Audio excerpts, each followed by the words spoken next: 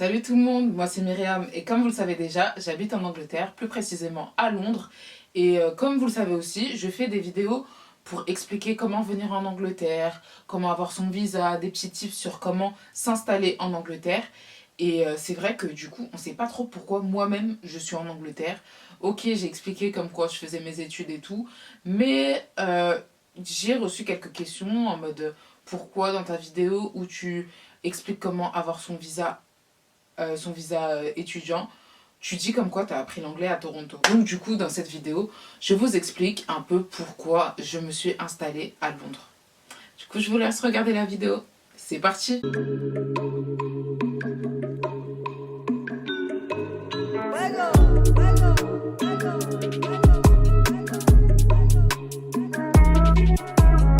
Pour commencer, je vous explique très clairement, je n'ai jamais vraiment choisi de venir habiter en Angleterre. Je vais commencer un peu par la fin, mais clairement, franchement, Londres, ça n'a jamais été ma ville de rêve en mode oh, j'ai trop envie d'aller à Londres et tout. Franchement, pas du tout.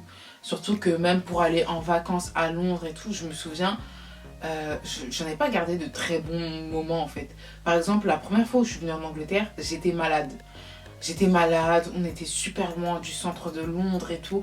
Franchement, c'était un peu une galère. Et donc, du coup, je me souviens pas de Londres comme étant vraiment la destination que j'ai le plus kiffé étant plus jeune et quand je faisais des voyages avec ma mère et tout. C'était pas non plus la destination principale que je voulais. Donc, ce qui m'a amené ici, c'est clairement, on va dire un peu le système scolaire français. Donc je vais un peu vous mettre dans le contexte. En France, et je pense dans plusieurs écoles et tout, c'est vraiment pas qu'en France, on a un truc, c'est que les profs par exemple, ils nous font un peu la misère. Genre vraiment, ils soutiennent pas trop et tout. Genre dès que t'as une mauvaise note, on va te catégoriser comme élève à problème, qui ne veut pas évoluer et tout. Ça m'avait qu'ils avaient des bonnes notes et tout, mais la vérité que les profs, ils aient pas de différence entre un tel ou un tel. Pour eux, tu étais un élève perturbateur et tout. Donc en fait, les profs, ils nous mettaient un peu tous dans la même catégorie, dans les mêmes cases. Donc ça veut dire que voilà, on était tous ensemble, on se disait bon bah on déteste le collège mais on y va, on n'a pas le choix. Donc du coup ce qui a fait que je pense que progressivement j'ai eu un petit peu un problème avec l'école en général. Je détestais l'école. Franchement j'aimais pas du tout l'école et je pense que ça s'est empiré quand je suis allée au lycée. Quand je suis allée au lycée, franchement je me suis retrouvée dans un lycée, je pense même qu'il y avait une famille un peu éloignée de Marine Le Pen qui se cachait là-bas parce que c'était terrible. Franchement, je pense même que si j'avais pas eu quelques amis proches dans ce lycée, déjà que j'en avais très peu, j'aurais été déscolarisée. J'aurais plus voulu mettre les pieds là-bas. Et c'était vraiment parce que les profs là, c'était de la agra, mais d'une manière. Genre par exemple mon prof de maths. Honnêtement, je pense qu'en France, on est tous un peu nuls en maths. Je pense pas que j'étais la première élève nulle dans son cours. Mais lui, il pouvait pas me voir. Ça veut dire que j'essayais de faire des efforts pour augmenter ma moyenne et tout. Je me suis dit, c'est quoi Myriam, mets-toi devant, essaye de suivre. Un de mes meilleurs potes, il était super fort en maths. Donc ça veut dire que je lui demandais à ce qu'on se mette devant et se mette à côté et tout pour qu'il m'aide et tout. Et le prof, il disait ah tu sais quoi, si ton ami là il a des mauvaises notes, c'est de ta faute, toi maintenant tu vas pas rester devant, tu vas te mettre à l'arrière, c'est là où est ta place. À chaque fois que j'allais à son cours, il y avait un truc. À chaque fois, il me faisait des reproches, des remarques. Je pouvais être silencieuse. Franchement, je suis le genre de personne, je foutais pas la merde au lycée. Genre, je me faisais vraiment discrète. Et j'avais quoi? J'avais 14, 15, 16 ans. Avoir un prof qui te fait la misère en sachant que tu sais pas pourquoi. Ma moyenne, elle allait comme ça, en chute libre. Vraiment, j'avais des sales notes avec chacun des profs que je détestais. Mais heureusement, il y avait quelques profs avec qui ça allait, mais ça suffisait pas pour moi d'aimer le lycée au final. Et le truc, c'est que ma mère, après avoir eu le bac et tout, pour me féliciter parce que j'avais mon bac, elle m'a dit, c'est quoi, on va aller au Canada. Et je pense que c'est ça qui a déclenché le fait de me dire que ok, t'es né en France, t'as grandi en France, on t'a éduqué en France et tout, mais il n'y a pas que la France dans la vie. Genre, tu peux aller dans un autre pays,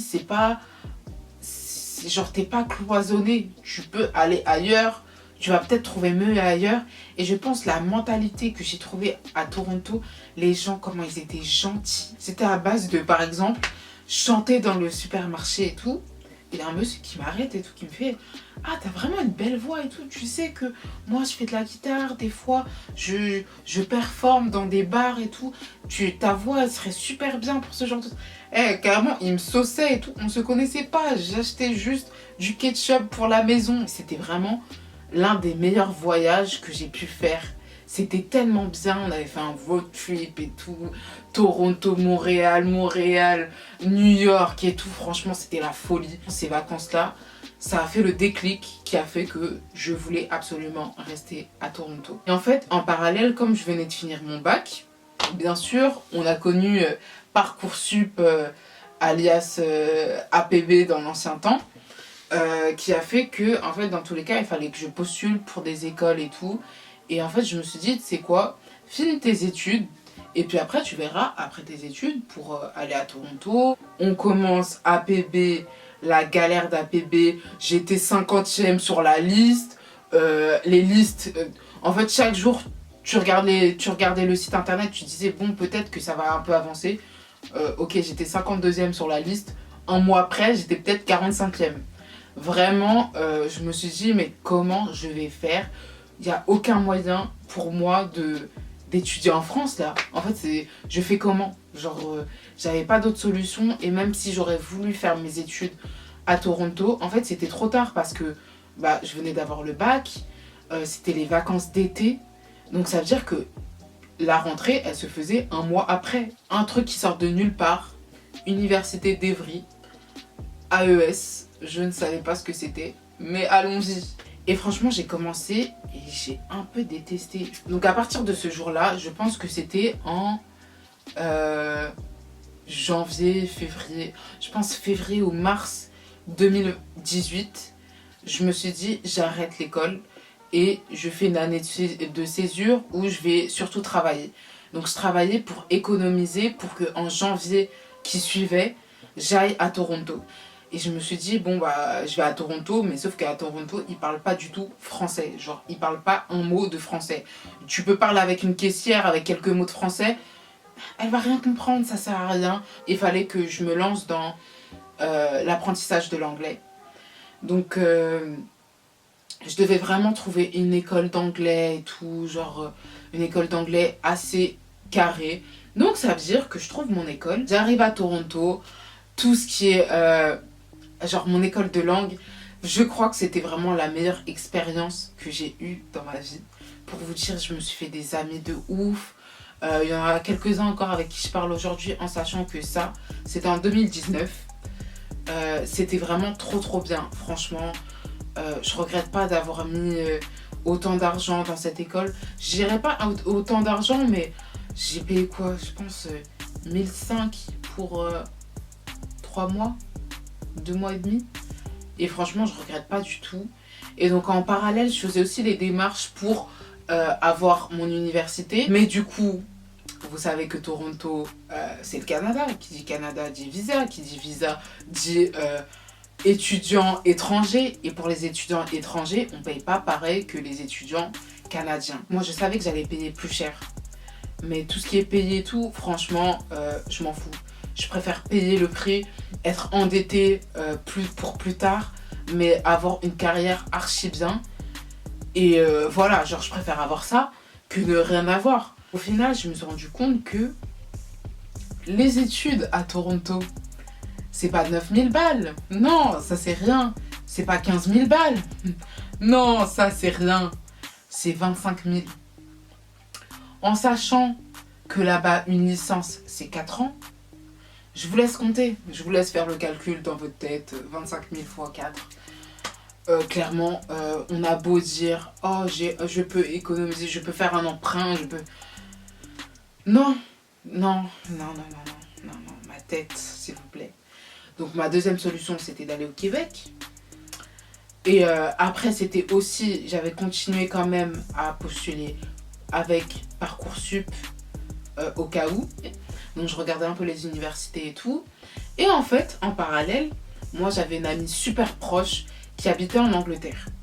Elle me disait, ah ouais, tu fais tes démarches pour être à Toronto et tout. Tu sais quoi? En vrai, on sait jamais. Je te souhaite pas que tu n'intègres pas l'université que tu veux. Mais, et un plan A, B, C, D, Z, même s'il faut. Ma pote de Londres m'a conseillé de postuler à Londres en sachant qu'elle était là-bas. Et que en vrai, en fait, elle me sauçait, je pense, parce qu'elle était toute seule là-bas. Et qu'elle se disait, en vrai, ça serait trop cool de vivre avec ma pote et tout. Et même en y repensant, je pense que je me suis dit, ah, tu sais quoi, en vrai, même si je vais pas à Toronto, j'ai ma pote là-bas, ça va être le feu, ça va être trop bien et tout. On va être à Londres ensemble. Donc du coup, je regardais et tout, que ça soit pour toutes les options, j'ai tout regardé. Et elle me disait, ouais, faut s'inscrire sur UCAS si tu vas aller à Londres, faut regarder ton université et tout. Et bien sûr, avant tout ça, faut faire des tests d'anglais. Le Québec, vu que j'avais pas de pied à terre là-bas, je connaissais pas spécialement, j'ai pas de famille là-bas et tout, je me suis dit, c'est vraiment un terrain inconnu. J'ai pas d'amis, j'ai personne. On laisse le Québec. La France, en fait, ils m'avaient accepté sur Parcoursup. J'avais le choix entre la France et Londres, qui m'avait aussi accepté. Et je me suis dit, c'est quoi Myriam? T'as tellement été déprimée, dégoûtée du lycée, du collège en France. Pourquoi tu vas retourner là-bas? Je me suis dit, ils t'ont tellement négligé et tout. C'est vraiment des malades, genre en mode... Carrément, il y a plusieurs générations, plusieurs personnes qui ont passé le bac avant moi. Ils ont été pris et pas moi. Genre, ne retourne pas là-bas, ne retourne pas en France. En fait, j'avais le seum de la France à ce moment-là. Je me suis dit, ok, Londres, bon, ça n'a jamais été vraiment un pays que je regarde de près ou quoi. Mais au moins, il y a ta pote là-bas. Ils t'ont accepté, tu vas parler l'anglais. Tu vas pouvoir au moins voir quelle opportunité il y a. Quelques mois après que j'arrive à Londres, ma pote, elle est partie en fait. L'une des raisons pour laquelle elle a dû partir, c'était parce que son loyer en Angleterre, il était abusé. Genre, elle payait peut-être 750, 800 balles par mois, en sachant qu'on est étudiant, ça veut dire on fait des temps partiels. Temps partiel, c'est que t'es pas payé plus de 1200. Donc, t'es payé 1200, tu payes 750 balles un logement étudiant. À la fin du mois, tu galères. Et c'est pour ça que je me suis dit que créer une chaîne YouTube pour aider les personnes qui veulent venir en Angleterre, sur comment se faire des amis en Angleterre, comment s'intégrer et tout, et sur des sujets graves importants sur, par exemple, ce que j'ai vécu, le mal du pays. Genre ça, c'est incroyable. Genre, ce que j'ai eu quand ma pote, elle est partie, c'était un truc de fou. En tout cas, j'espère que cette vidéo vous aura un peu plus appris sur moi et vous aura peut-être un peu motivé à changer d'horizon, de ne pas avoir peur de tenter quelque chose qui est peut-être différent. C'est pas un visa, c'est pas 2000 balles, 9000 balles qui doivent vous faire peur, genre foncez. En tout cas, c'est la fin de ma vidéo. On se retrouve pour la prochaine vidéo qui sera encore liée à Londres, à la vie en Angleterre et tout. Donc on se retrouve pour la prochaine vidéo. Bisous!